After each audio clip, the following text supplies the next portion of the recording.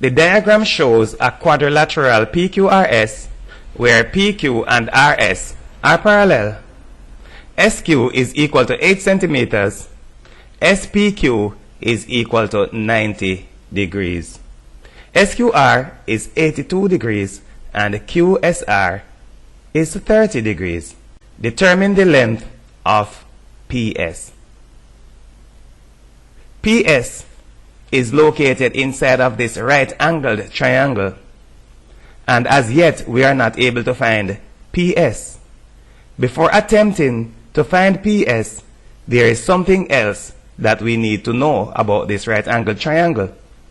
Now, from what we have in the statement of the problem, it is possible to determine whatever else we need to know. So let us go straight ahead. As the diagram exists, there is not enough information for us to find the length of PS. However, we may make use of information in the statement of the problem that will help us to figure out whatever else needs to be included. Anything else that needs to be included in order that we may find PS may be figured out from the information given in the statement of the problem, which is quite a bit, but we'll take it step by step in accomplishing whatever we need to accomplish by the end of the solution of this problem. We need to find PS. Now we may take a look at the fact that PQ and RS are parallel. The statement of the problem says so. PQ and RS are parallel. Now, that parallel is not shown, but we might include that, showing that they are parallel. Because PQ and RS are parallel, PS, which is perpendicular to PQ, is also perpendicular to RS. If we have two lines that are parallel, PQ is parallel to RS. Notice that there's a line segment which is PS that is perpendicular to PQ. Because these two are parallel, then this line is also perpendicular to this one. Let us mark that as being perpendicular. These two lines are parallel. This PS is perpendicular to PQ, therefore PS is also perpendicular to SR. PSR is therefore a right angle of which one portion is 30 degrees. Now, this right angle that we have right here is cut into two parts. 30 degrees here, and we have another angle right there. What is the size of that angle?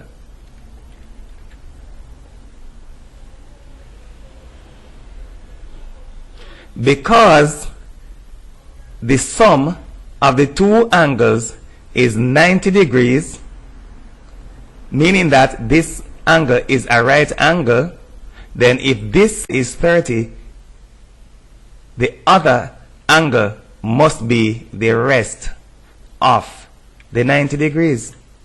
So we will determine that angle by subtracting 30 degrees from 90 degrees, and the result is 60 degrees. The other angle in the right angled triangle may be found in either of three ways. I doubt very much that we will take a look at all of those three ways, but the other angle may be determined in either of three ways. The parallel lines PQ and RS will give alternate, or what we call Z angles. I am from the old school, we call them Z angles. The parallel lines PQ and RS give alternate angles, and we know that alternate angles are equal. So we may also mark those parallel lines as being parallel, or we might not do that yet, but we're sure to do that by the end of this solution. Yes, we are doing it now. The two lines are parallel. And how do we mark parallel lines? We mark parallel lines by using arrows going in the same direction. So we are showing now PQ to be parallel to SR. And this line is called a transversal. The correct way to say it is that alternate angles are equal. But students will remember, because of the appearance of the Z, that Z angles or Z angles are equal. Parallel lines will give alternate angles if we have a transversal and those alternate angles are equal. Therefore, the other angle is 30 degrees.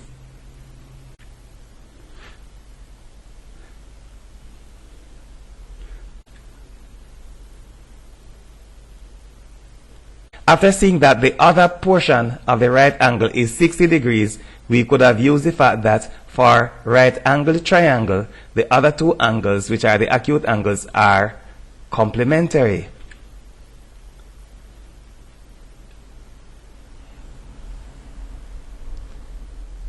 That angle is 60 degrees, which is what we showed before. After doing that, then we may go straight ahead and show that the other angle is equal to 30 degrees by the fact that inside of a right-angled triangle, we know that one angle is already 90 degrees. Then the other two angles should add to give 90 degrees, meaning that they are complementary angles.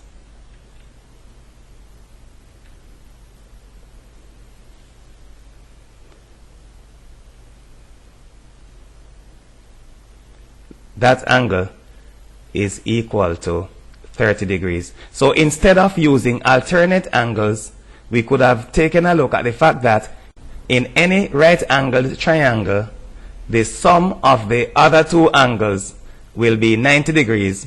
And when angles have a sum of 90 degrees, we say that those angles are complementary. So as long as we have a right-angled triangle, the other two angles, which are the two acute angles, are complementary. They have a sum of 90 degrees. We could have proceeded based on that fact. We could also use the fact that the internal angles of a triangle have a sum of 180 degrees. Even if we neglected the fact that the triangle is right-angled, we could have taken a look at the fact that all of the angles in any triangle should have a sum of 180 degrees. And we know that the right angle is 90 degrees. Therefore, we could say that we could find the other angle by subtracting the two known angles. They have a sum of 180 degrees. We take that 180 degrees and we subtract the right angle, which is known, and we also subtract the other known angle. The result will still be 30 degrees, and we would have found all of those angles concerned. Of course, we have another angle that is not yet found. We'll take a look at that later.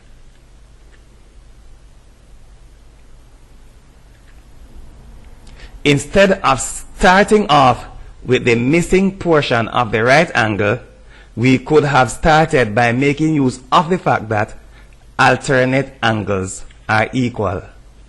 We did not need to start off by making use of the fact that this is a right angle, and that since this is 30 degrees, this must be 60. We could have started off with the fact that the two lines are parallel, in which event we would have gone straight ahead and we would have made use of the fact that alternate angles are equal. Therefore, we could say that this is 30 degrees, then eventually find this one, which would be, no doubt, the result of subtracting 30 from 90, or subtracting both 90 and 30 from 180 degrees. So we could have taken many different approaches in finding those missing angles given the statement of the problem.